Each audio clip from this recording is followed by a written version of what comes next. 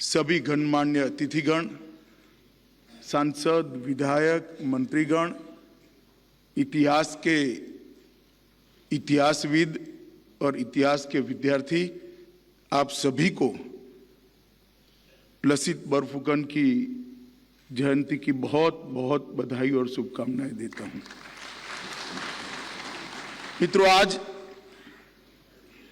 हम इतिहास के ऐसे स्वर्णिम पृष्ठ को लेकर एकत्रित आए हैं। शायद वो व्यक्ति न होता, वो योद्धा न होता, वो शूरवीर न होता, तो आज पूरा पूर्वोत्तर भारत का हिस्सा न होता। उस वक्त उन्होंने लिए हुए निर्णय, उन्होंने दिखाया हुआ साहस, उन्होंने किया हुआ पराक्रम न केवल पूर्वोत्तर, दक्षिण एशिया के पूरे हिस्सों को धर्मांध आक्रांताओं से, धर्मांध आक्रमणखोरों से बचाने का काम किया। तो हेमंत जी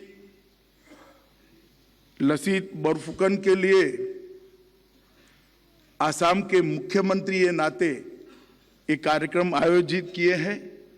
मैं हेमंत जी को बताना चाहता हूं, लसित बरफुकन के उस पराक्रम का उपकार पूरे देश पर है, पूरी सभ्यता पर है, पूरी संस्कृति पर। और इसलिए मैं हेमंत जी को बहुत बहुत बधाई देना चाहता हूं, साधुवाद देना चाहता हूं कि पूर्वोत्तर की सीमाओं के बाहर इस महान योद्धा को, भारत माता के महान सपूत को, उसकी वीरता को, उसके बलिदान को, उसके गुणों को आपने पहुंचाने का काम किया है। और मित्रों, जब देश बनते हैं तब उसमें महत्वपूर्ण तत्व होता है देश के इतिहास का अध्ययन। जिस देश की जनता को अपने इतिहास से गौरव लेने का बोध न हो, वो अपने सुनहरे भविष्य को कभी नहीं बना सकता। अगर देश के सुवर्णमयी भविष्य को बनाना है तो देश के इतिहास से गौरव, देश के इतिहास से बोध लेना बहुत जरूरी है।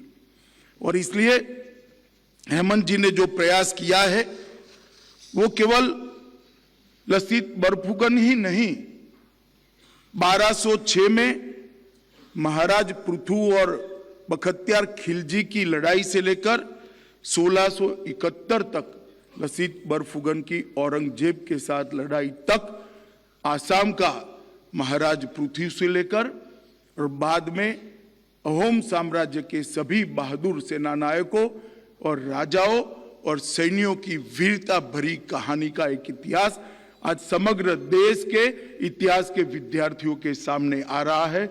इसलिए मैं बहुत बहुत मन से साधुवाद देना चाहता हूं।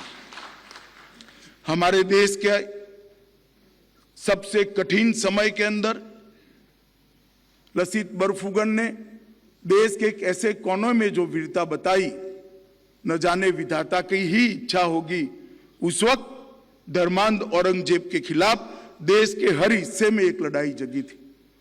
दक्षिण में कहीं शिवाजी महाराज स्वराज की भावना को ताकत दे रहे थे, ठेठ उत्तर में दसम गुरु गोविंद सिंह जी इसके खिलाफ लड़ रहे थे, पश्चिम में